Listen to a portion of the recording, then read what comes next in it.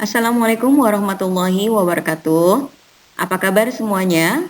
Mudah-mudahan kalian semua dalam keadaan sehat dan siap untuk mengikuti pelajaran jarak jauh atau home learning, terutama pelajaran bahasa Inggris. Ketemu lagi dengan Miss Ina, kali ini hanya lewat suara ya. Oke, kita akan belajar tentang simple present tense. Are you ready? Ya, nah sebelumnya mari kita sama-sama membaca basmalah. Bismillahirrahmanirrahim. Sebelum kita belajar jauh tentang apa itu simple present tense, seperti biasa, Miss Ina akan review hasil pembelajaran di video sebelumnya. Kemarin, Miss Ina sudah jelaskan tentang macam-macam subjek. Dalam satu kalimat, unsur-unsur kalimat salah satunya yang terpenting adalah subjek. Ingat ya, di sini Miss Ina sertakan beserta artinya.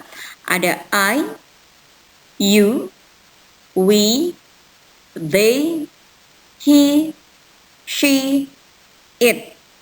Nah, mudah-mudahan dengan memahami subjek akan mempermudah kalian untuk mempelajari unsur-unsur kalimat berikutnya.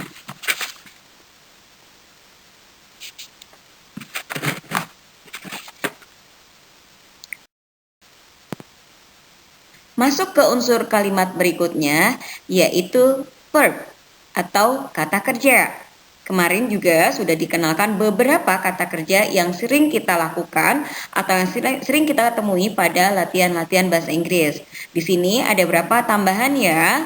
Ada watch, sing, wash, play, listen, cook, dance, and study.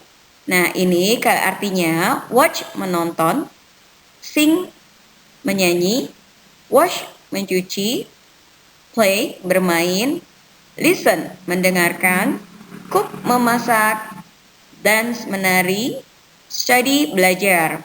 Verb dalam simple present tense berperan sangat penting dan terutama perhatikan akhir katanya, akhir huruf pada setiap verb karena ini mempengaruhi apakah ditambah s atau es atau tidak ditambah s.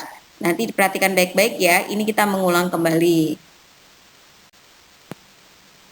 Unsur selanjutnya setelah subjek, verb adalah objek.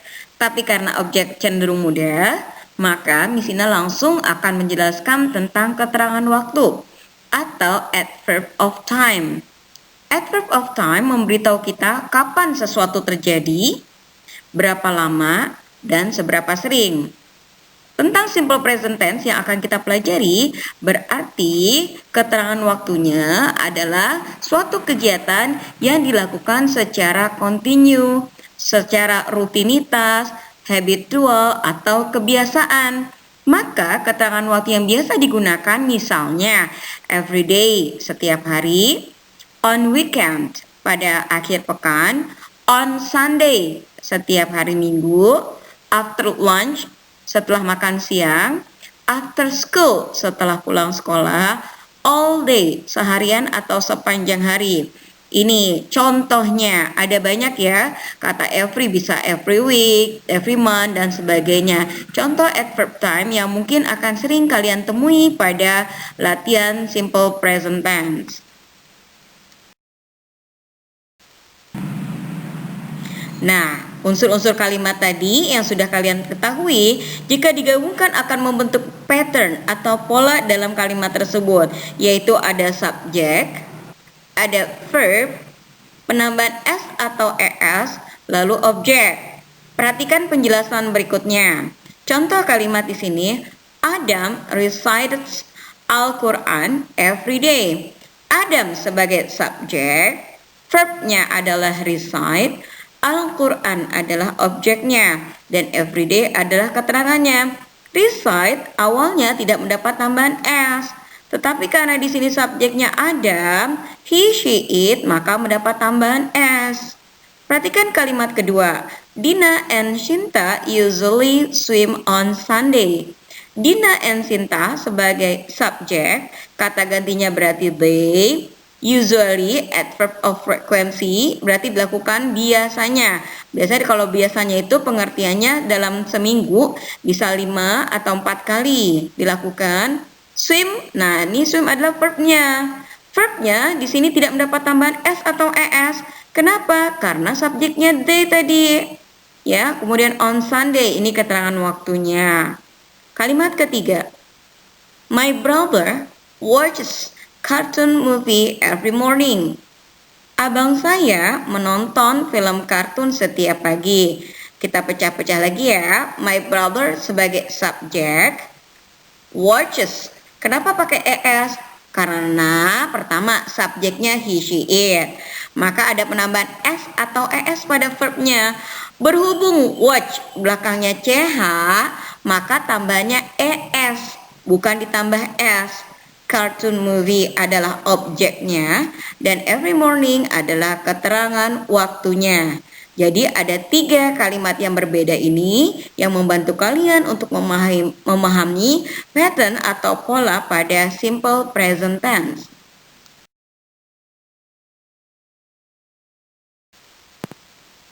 Sebelum mendengarkan penjelasan selanjutnya, silahkan buka buku kalian di halaman 4. Sudah? Nah, di halaman 4 di situ pada activity 5 ada beberapa gambar dan ada keterangan di bawahnya. Isina jelaskan ya.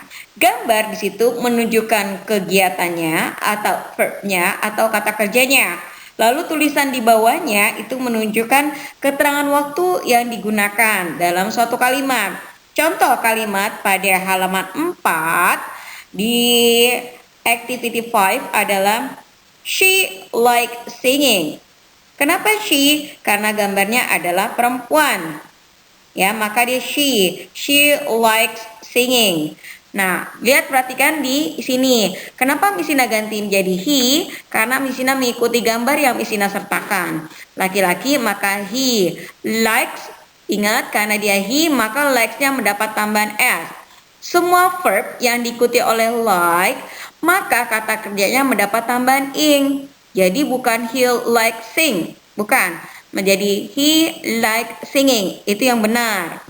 Kemudian itu yang pertama, kita subjeknya sudah ketahuan, kita gunakan verbnya likes ya. Kemudian yang kedua, he usually sings every day. Di buku she ya, artinya dia biasanya menyanyi setiap hari. Every day diambil dari kata keterangan di bawah gambar tersebut. Berarti karena dia menyanyi setiap hari, maka hobinya adalah his hobby is singing. Berarti hobinya adalah menyanyi. Ingat ya, yang pertama dan yang ketiga menggunakan ing karena berkenaan dengan hobi. Yang kedua, yang kalimat keduanya ini tentang kebiasaan maka tidak mendapat tambahan ing. Nah, ini mudah ya. Silahkan kalian coba untuk mengisi pada nomor-nomor selanjutnya. Yang sudah buat contoh nomor 1. Berarti kalian bisa kerjakan nomor 2 dan sampai dengan nomor 9 di halaman 4 atau di activity 5. Oke, ini penjelasan tambahan ya untuk kalian ya. Biasanya ketika kita menyatakan hobi, kita kan menggunakan kata like atau suka ya. Dalam bahasa Indonesia, saya suka menari, dia suka bermain sepeda dan sebagainya. Oke, dalam bahasa Inggris kita menggunakan kata like. Nah, untuk kata kerja yang diikuti like, maka kata kerjanya ditambah ing. Tadi sudah dikatakan ya, ini penguatan. Contoh kalimatnya, perhatikan. She likes dancing. They like cooking. My hobby is playing football. Perhatikan kata like di sini. Like yang pertama, she likes pakai s karena subjeknya she. Dan dancing bukan dance. Dan juga ya, perhatikan di sini. Kemudian kedua, they like cooking. Karena subjeknya they, like-nya tidak mendapat tambahan s. Cookingnya mendapat tambahan ing. Yang kedua, my hobby is playing football. Jadi bukan my hobby plays football, tidak. Yang benar adalah my hobby is playing football. Halo, assalamualaikum warahmatullahi wabarakatuh. Ini sekedar tes saja.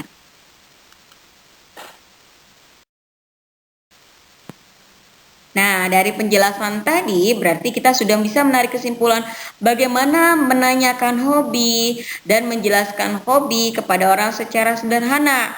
Jika kita ingin bertanya, "Apa hobi kamu?" bisa kita gunakan pola atau kalimat "What do you like to do?" Artinya, apa hobi kamu? Apa yang suka kamu lakukan? Sebenarnya bisa juga "What is your hobby?" Ya, tapi di sini kita gunakan what do you like to do. Nah, contoh kalimat sini misalnya gunakan what does she like to do. Kenapa pakai does? Karena subjeknya she. What does she like to do? Oh, she likes swimming.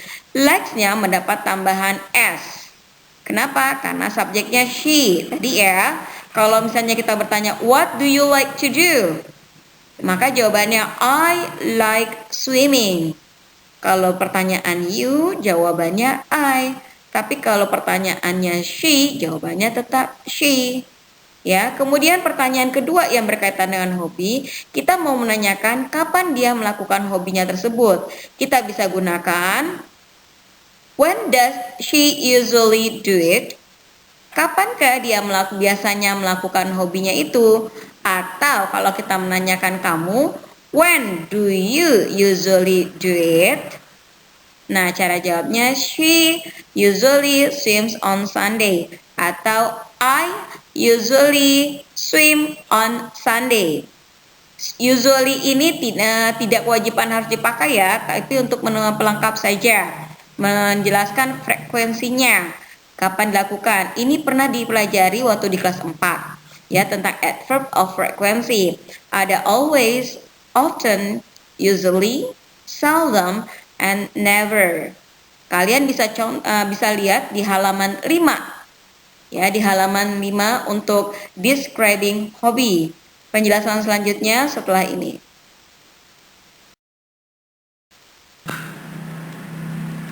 Sudah paham? Oke, berarti untuk lebih memantapkan pemahaman kalian, jangan lupa ya untuk dikerjakan di halaman 4, langsung di buku paket, dan halaman 5. Tapi halaman 5 di buku tulis ya. Kenapa? Karena di buku paket tidak cukup. Cara mengerjakan halaman 5 adalah dengan membuat 2 kalimat pertanyaan beserta 2 jawabannya. Bagaimana caranya? Jawaban berdasarkan gambar. Ya, coba lihat gambarnya. Ya, gambar menunjukkan verbnya atau kata kerjanya dan tulisan di bawahnya adalah keterangan waktu yang diberikan. Misina kasih contoh sambil kalian buka ya, halaman 5 adalah contoh soal nomor 2. Nomor 1 sudah di bukunya ya, nomor 2. Ada 3 anak di gambar tersebut sedang berenang. Maka pertanyaannya satu adalah what do they like to do? Kenapa pakai they? Karena lebih dari satu. What do they like to do? Nah, kita jawab dulu pertanyaan pertama. They like swimming. Like-nya tidak perlu mendapat tambahan s ya, karena subjeknya they. Selesai. Pertanyaan kedua. When do they usually do it? When do they usually do it? Kapan biasa mereka melakukannya? Jawabannya, karena di bawah gambar tersebut ada kata on Friday, maka jawabannya adalah they usually swims on Friday. Udah ya? Nah, silahkan kerjakan di buku tulis. 1 gambar, 2 pertanyaan beserta jawabannya. Sudah makin paham kan ya? Alhamdulillah.